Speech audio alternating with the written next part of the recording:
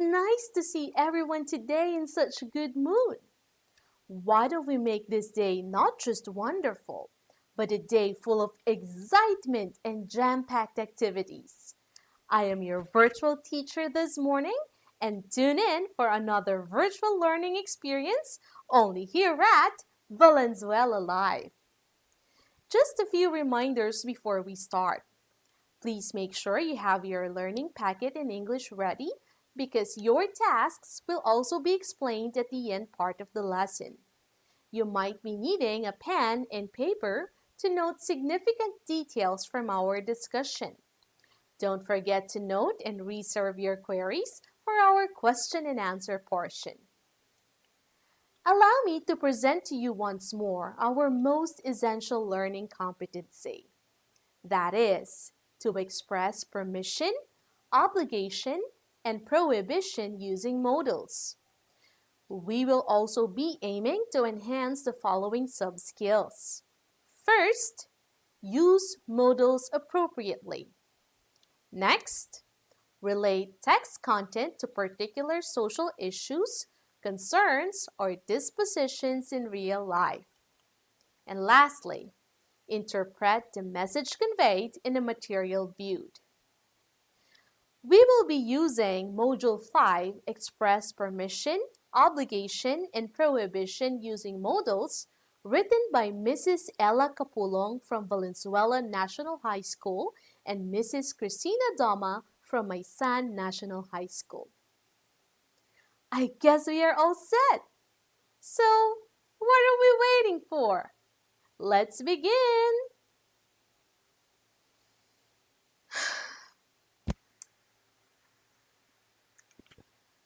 I can't do this anymore.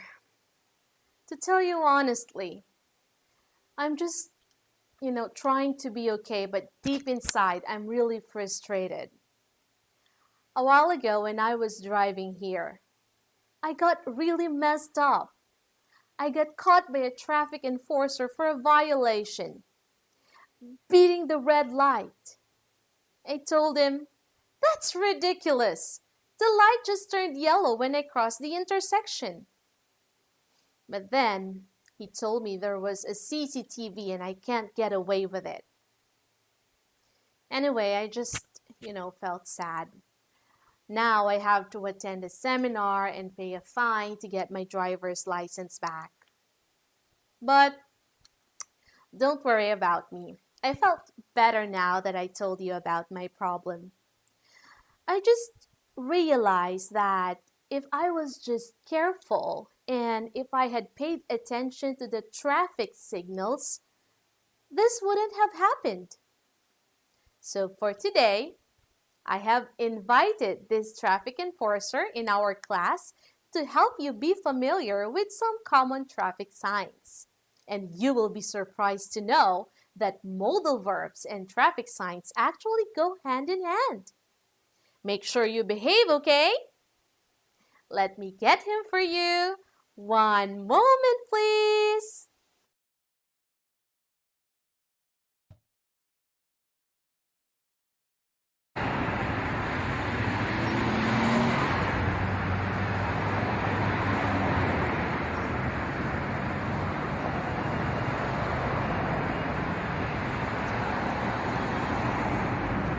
Hey!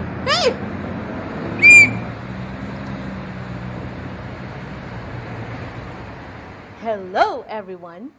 I am Mr. Gomez, and I am a traffic enforcer. Anyway, you probably heard the story of your teacher. Well, you can't blame me. I'm just doing my job. Don't worry about her. She'll be fine. After what happened today, I bet she'll be a better driver. So, let's get down to business. Today, we will find out how well you know these traffic signs. Once I flash a traffic sign on the screen, I want you to guess what is it and comment your answers below. One more thing. Make sure you still remember your lesson about modals. Why? You will soon find out. Are you ready? Let's begin! Can you recognize these traffic signs? Let us have the first one. What do you think is this? Don't be shy. Comment your answers below. If you say this is no left turn, then you nailed it. Now, let's see if we can understand what this sign means. Can you complete the sentence with must, mustn't, or can? You blank, turn left. Great! The answer is mustn't. You mustn't turn left. Let us have the second traffic sign. What about this? What's your guess? Whoa, you must always be on the road. I can see a lot of correct answers. You were right. This is park here. Now, will you complete the sentence? You blank park here? Is it must, mustn't, or can? Awesome! The correct answer is can. You can park here. We're just warming up. I don't think you can guess the next traffic sign right. Prove me wrong. What do you think is this? Comment your answers below. Yes, you're correct. This is no trucks allowed. Now, complete this sentence. Trucks blank enter. Is it must, mustn't, or can? What are your answers? If you say this must be mustn't, then you are right. Trucks mustn't enter. Traffic sign number 4. What is this? I think this is the easiest among the traffic signs we have today. Come on, comment your answers below. Keep it coming. I see lots of correct answers, huh? Let's see if you're correct. This is stop. Now, complete the next sentence. You blank stop. What do you think? Superb! The answer is must. You must stop. Traffic sign number 5. You should be familiar with this sign by now. What do you think is this? Excellent! This is pedestrian crossing. Now, complete the sentence below. Pedestrian blank cross here. What are your thoughts? If you think this should be can, then you are a superstar. Pedestrian can cross here. Are you having fun? Do you want more? Let's have traffic sign number 6. You should know this sign, especially if you have a car. What's this? You are right. No parking. Now, let's fill in this blank with must, mustn't, or can. You blank park here. Let your thoughts be known. Comment below. Yes, it should be mustn't. You mustn't park here. Now, test your wits with traffic sign number 7. I see you're thinking so hard for this. Come on, comment your answers now. If you think this is give way, then that is correct. Let's complete this sentence now. You blank give way. What do you think? Yes, the most appropriate answer is must. You must give way. Now, give your best shot to our final traffic sign for today. What do you think is this? Yes, this is undoubtedly a sign for slippery road. Now let's complete the sentence. You blank, be careful. Is it going to be must, mustn't, or can?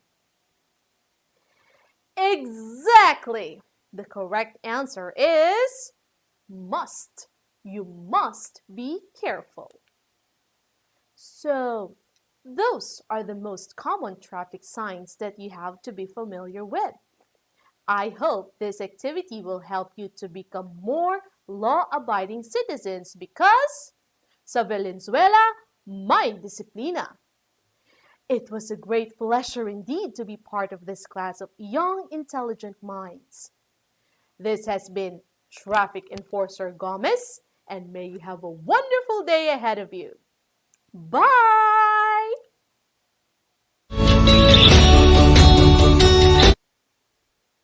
Did you enjoy the activities with our traffic enforcer today? I'm sure you did. I know that you didn't find it difficult because you already have a prior knowledge about modal verbs, which we have already discussed last meeting. Let's quickly look back on our previous lesson.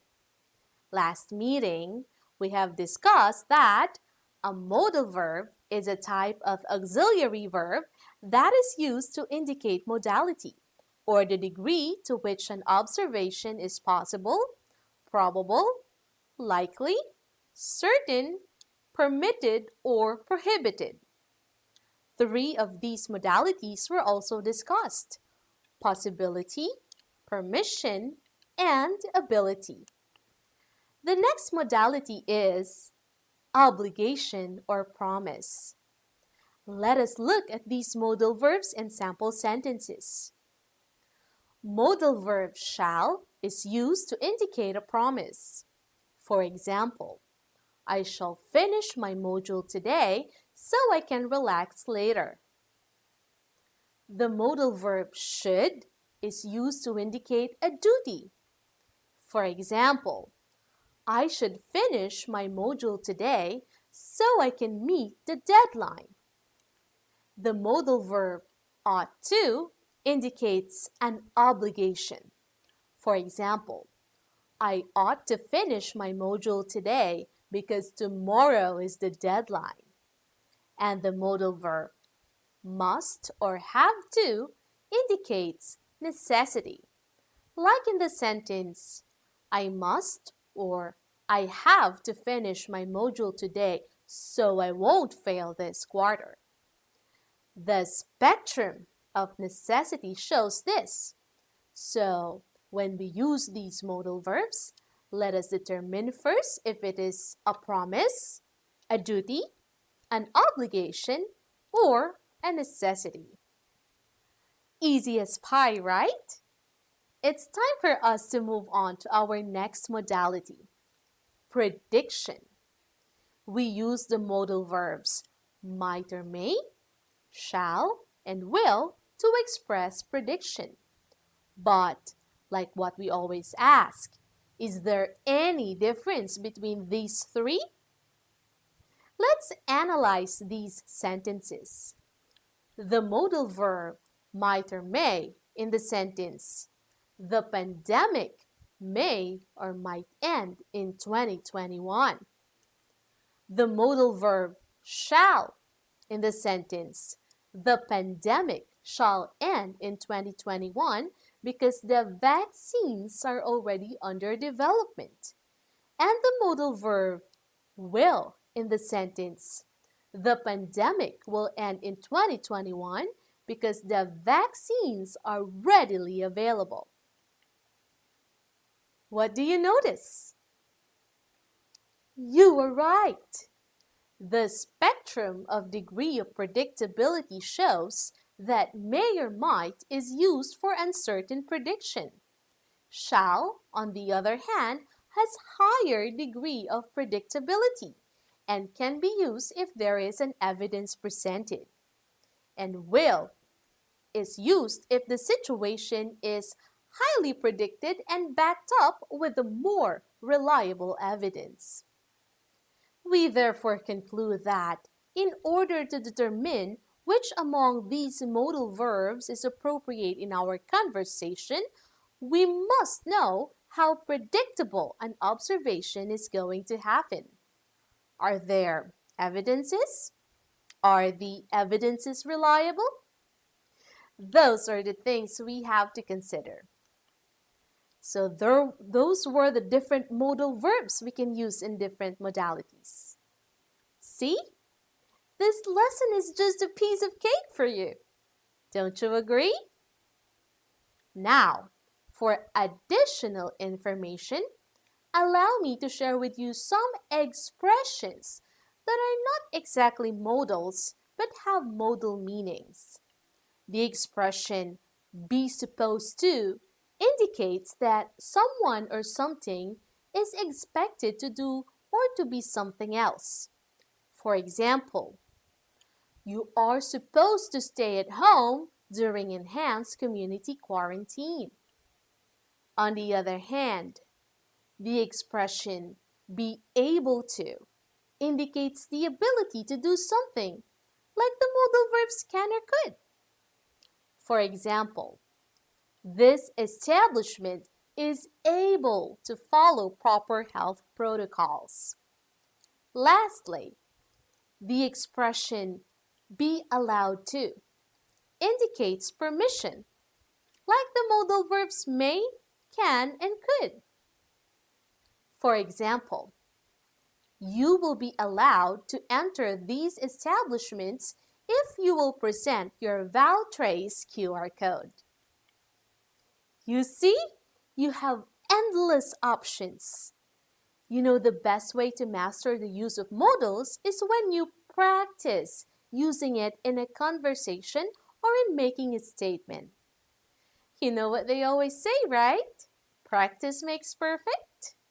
So, why don't we have a thrilling exercise this morning for you to practice using modals? I know you will like it. Last meeting, we became detectives and investigated some mind-boggling riddles. Are you ready to take this to the next level? Uh-oh, I can see lots of like reactions. I'm gonna give you what you want. This time, I want you to analyze a crime. Yes, you heard it. We will watch a crime scene and I want you to answer the following questions using modals. First, if you were the 911 emergency hotline operator, what should you have advised the caller in order to survive? Second, if you were the caller, what could you have done to escape? Sounds cool, right? So, what are we waiting for? Put on your thinking caps and let's start!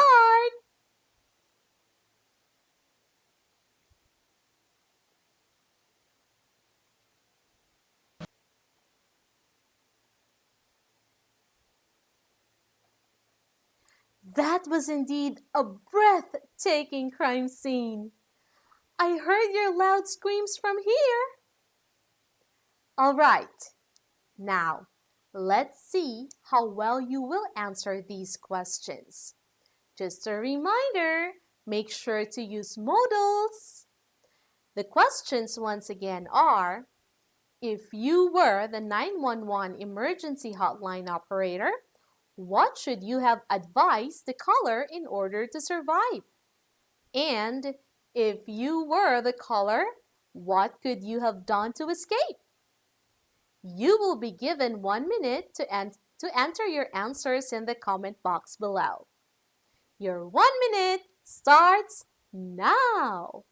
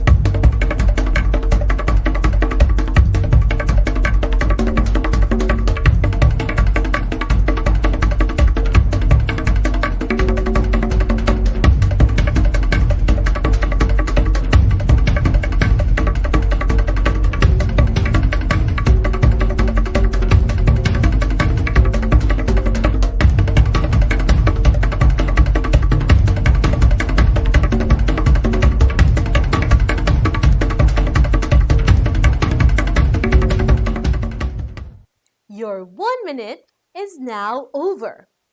I'm excited to know your answers. Let me read to you the answer of our virtual learner from Valenzuela City School of Mathematics and Science. She says, the operator should have advised her to go to the kitchen and get something to defend herself. Whoa, feisty. Why not? The best defense is offense, right? Let's hear it from our virtual learner from Bagbagi National High School. If I were the girl, I would scream loud enough to wake my neighbors. Yeah, if you have good neighbors, they could be of great help.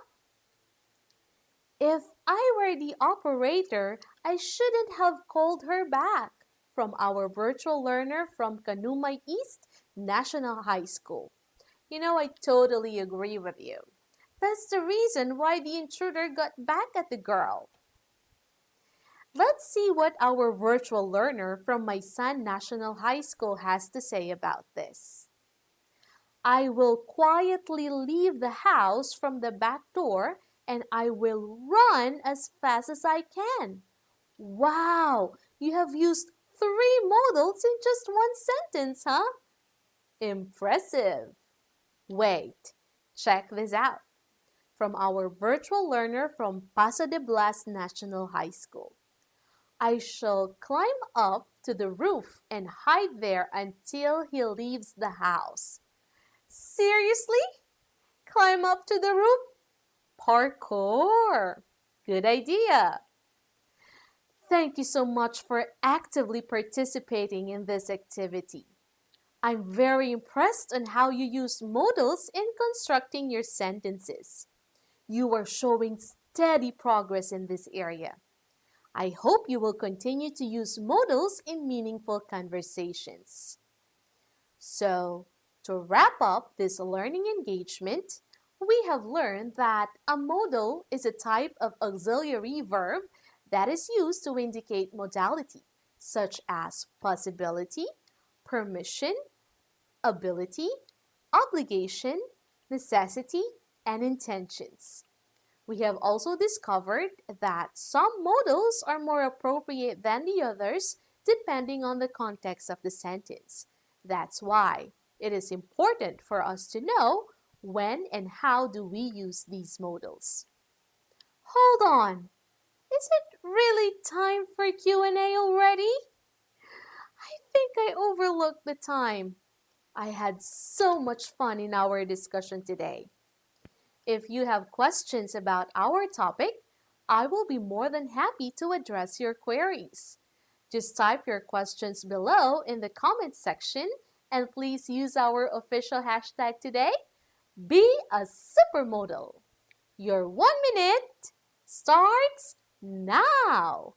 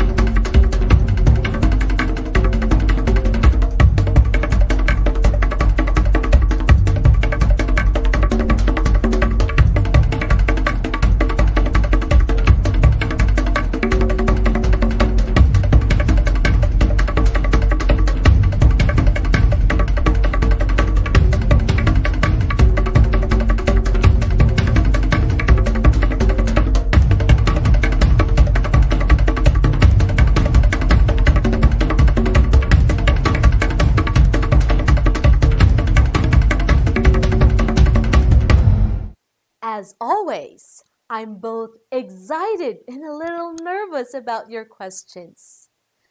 Let us look at our question number 1 from our virtual learner from Vicente P. Trinidad National High School. Do modal verbs have tenses also like past, present, or future? Good question. Unlike other verbs, modal verbs have only one form. the base form. We don't actually put S or ES at the end of it to make it present or add D or ED to make it past. Modal verbs do not change in form to make different tenses. Though they don't change in form, there are specific modals that refer to future, like will or shall, and past, like the modal verb could.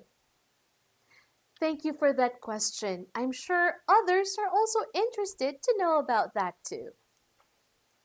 Our second question came from our virtual learner from Justice Eliezer R. de los Santos National High School.